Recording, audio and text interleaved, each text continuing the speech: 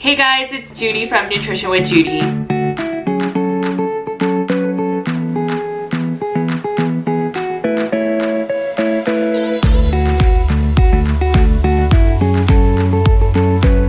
Alright, so in this video, we are going to talk about why you are stalling or gaining on carnivore. In my last video, we talked about why sometimes we can't eat all the meat in the world and then not expect to gain some weight. So we need to trust our bodies with how much to eat and, eat to satiety, stop when full.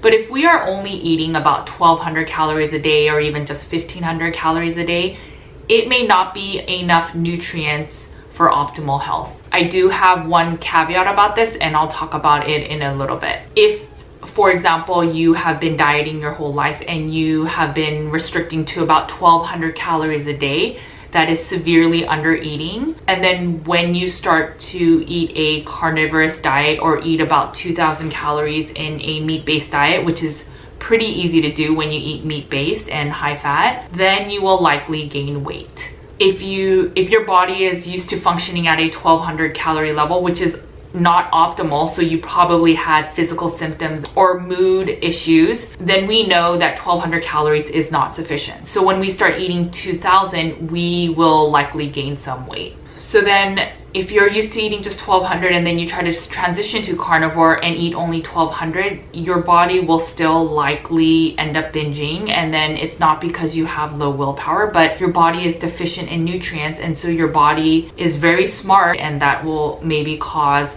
some cravings, some binges, and that's how it will get its nutrients for survival. Now, it's just a transition period. And then let's say you are successful at maintaining 1,200 calories. What are you going to do if you stall? Are you going to cut to 1,000 calories and then 800 calories? Our bodies are smart and efficient and very adaptable. And so when we start cutting our calories, it will only function with those certain amount of calories that we're providing it, even if it's suboptimal.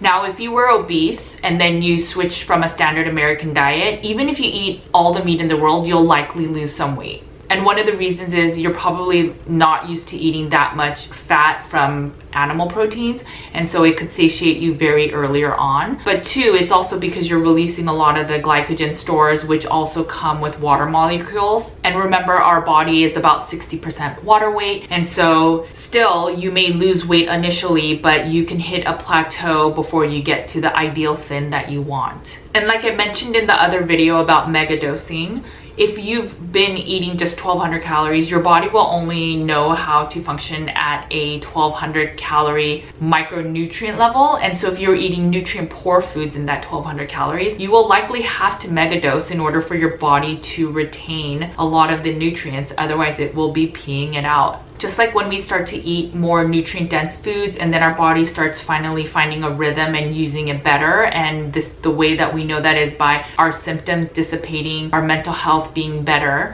Sometimes we need more nutrients, and that may have to come in a way of supplements for a while so that we can better our health.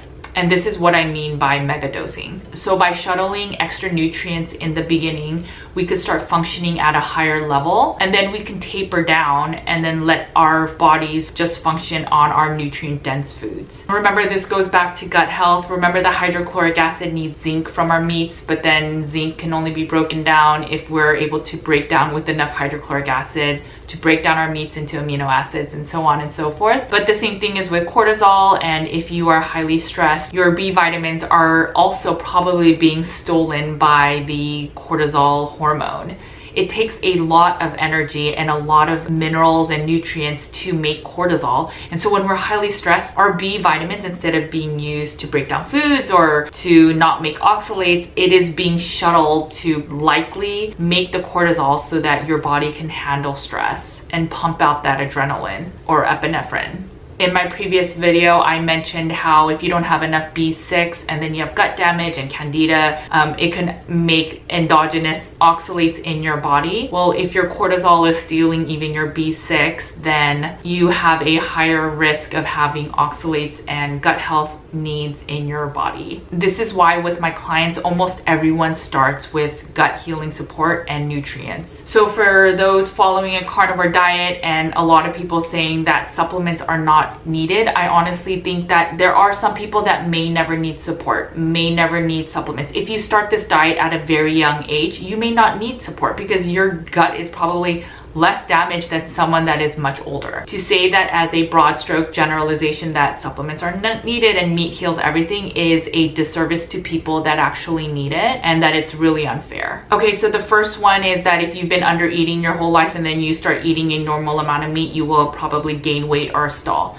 The second one is that if you're listening to that adage of just eat meat, eat until satiety, and if you eat about 5 pounds, it's okay, your body will adjust. Maybe some people over like a few months will adjust from eating 5 pounds to whatever the amount is, but you can't just eat all the meat in the world and not expect to gain weight. Calories are still calories. Yes, someone can probably burn 2,000 and be thin, someone can burn 3,000 and be thin. But the point is that if you eat an excess for you, over time you will gain weight. And the way that I again and again bring this up is check your glucose numbers after you eat a large meal and if you feel fatigue. Now, glucose may not be the only thing that gets disrupted by eating like too much protein or too much food in one sitting. It could be your insulin, because even protein can cause insulin to increase, because if you are eating more than you can handle, then you are likely going to gain weight or have a weight stall. Another example is when we do OMAD, or we do 1 meal a day. So we may start OMAD and we have only 8 ounces and we're like, crap, that's not enough meat. People are saying we need to eat at least a pound or 16 ounces.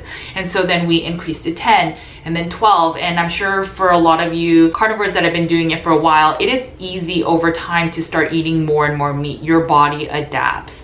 And so you can start eating a lot more meat in a sitting. And so then you can start eating 1.5 pounds, 2 pounds, 3 pounds, 4 pounds in one sitting. And some of us still don't even feel full after that. And it may be because maybe there's some hormone disruptions or gut disruptions or something that is breaking the satiety mechanisms to tell your brain, okay, I'm done, stop eating. If you pass your level of fullness, your body will learn to adapt and eat more. And then this will also cause you to eventually possibly gain weight. And then what happens if you eat more than 1 meal, right?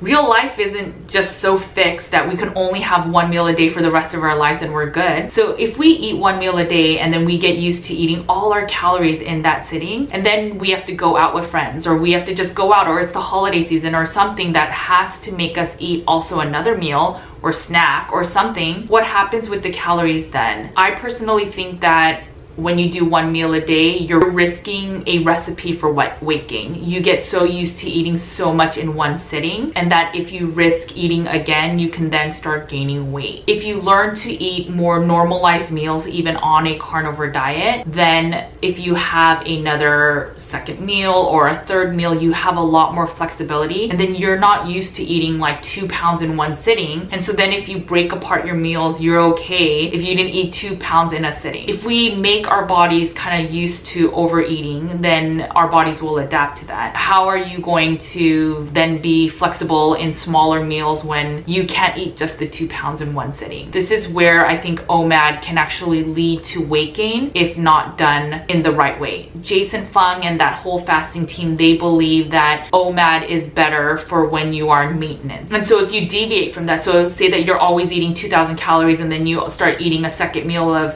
1,000 more calories, you'll likely gain weight. But if your body is used to eating so much, or a certain amount of fullness or stomach stretch or satiety, then it's going to be hard to then break your meals into 2 without eating 2,000 in one sitting. I also think that if you stretch your stomach too much, then think about the digestive process. It's like your body all of a sudden has to produce that much extra stomach acid, and it has to have all the digestive enzymes and support of the whole digestive cascade work that much more, because there is that much more food coming in at one time. I personally try to eat 2 meals a day. One is normally smaller. I also noticed that I have a glucose response to it. Maybe I was pre-diabetic before carnivore, I don't know, but I know that my numbers reach pre-diabetic levels when I eat a heavy protein-based diet. All right, number 3, many of us still fear fat. A lot of people in the keto diet and the carnivore space believe that, you use fat as a lever and so you eat more protein. Some people believe that they eat more fat. There are like Ted Naiman's and other protein enthusiasts that say use and eat more protein, and that will help you have like the leanest body mass. Because one truth in all of that is that fat is double the calories of protein gram for gram. So from a caloric perspective or energy perspective, fat adds up very quickly.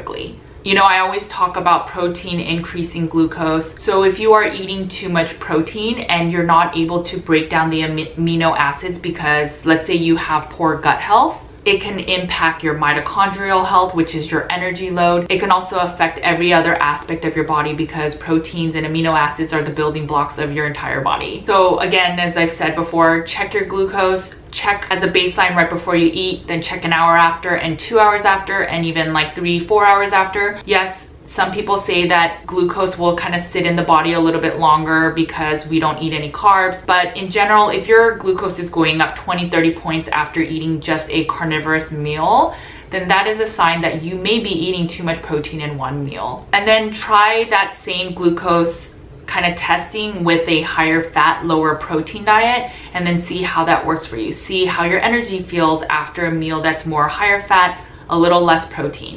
Try different ratios and find the diet and the macros and the calorie needs that work for you. If your body has no insulinogenic effect with protein, then your glucose should really not go up much. And sometimes we still have insulin increases even without any glucose spikes. Fat has the least insulinogenic effects, and that's why even fat fasting is even a thing. Remember, when we are fasting, we are trying to have insulin be the lowest possible, and that's how we get all the benefits of fasting. And that's why sometimes when someone can't fast just with water and salt, that's why they use fat as a mechanism to still fast and get some of the benefits of taming insulin. If you feel low energy after eating a carnivorous meal, try modifying your macros, try modifying how many times you eat in a day.